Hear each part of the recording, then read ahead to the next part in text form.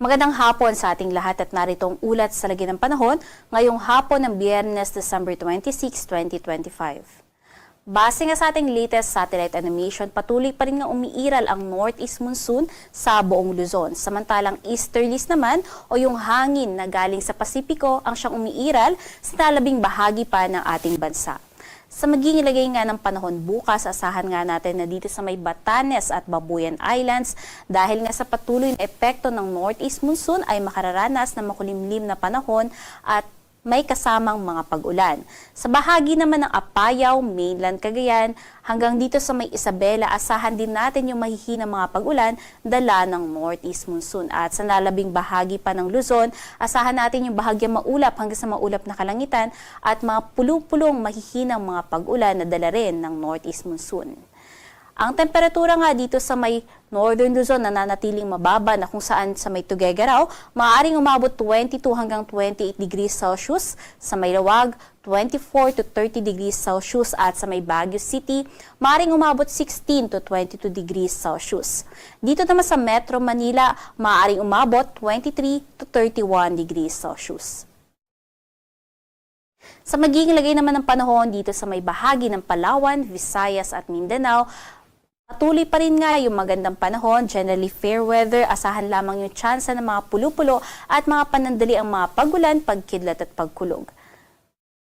Ang temperatura nga ay magiging pinakamainit nga dito sa may bahagi ng Mindanao, specifically sa may Zamboanga City at Davao na kung saan maaaring umabot hanggang 33 degrees Celsius.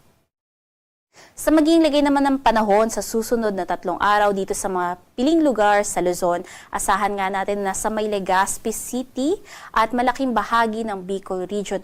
Although magiging maganda pa yung panahon bukas, pagsapit ng linggo, asahan nga natin yung pagkakaroon na ng mga kalat-kalat na mga pag-ulan, pagkilat at pagkulog dahil sa paglakas ng easterlies. Ngunit panandalian lamang yan at pagsapit ng Lunes hanggang Tuesday, agad din namang gaganda yung panahon at magkakaroon na lamang ng mga pulo-pulong mga pagulan, pagkidlat at pagkulog.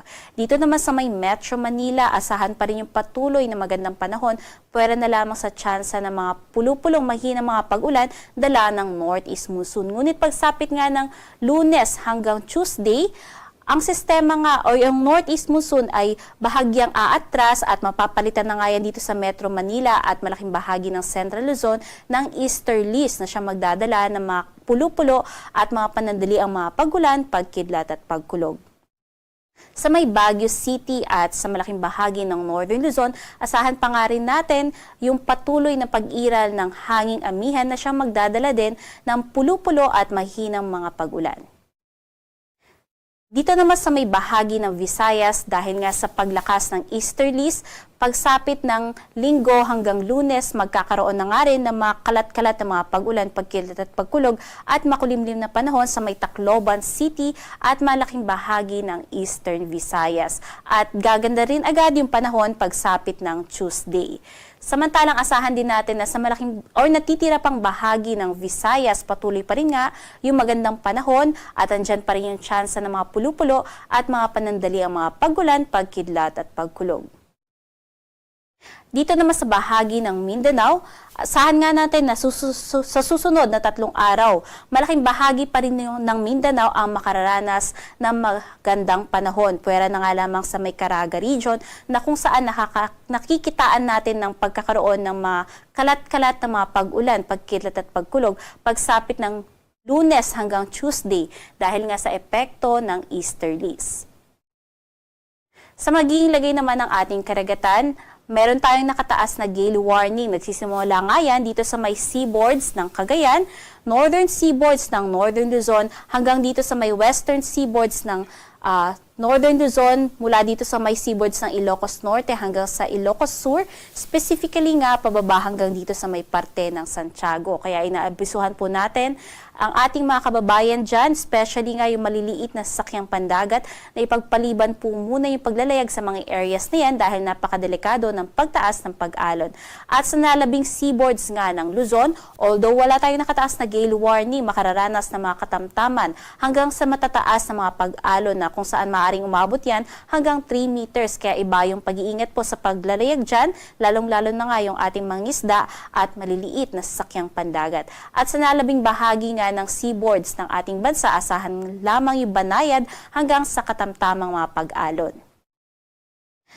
Base naman sa ating tropical cyclone threat potential, patuloy pa rin nga yung magandang pinapakita ng forecast na kung saan hanggang sa makatapos nga ang taong 2025 ay wala tayong inaasahan na magiging isang bagyo o low pressure area sa loob at labas ng ating Philippine Area of Responsibility. However, pagsapit nga ng unang linggo ng Enero, maaaring may mamuong isang low pressure area o mababang tsansa pa na magiging isang ganap na bagyo dito sa may Sulusi.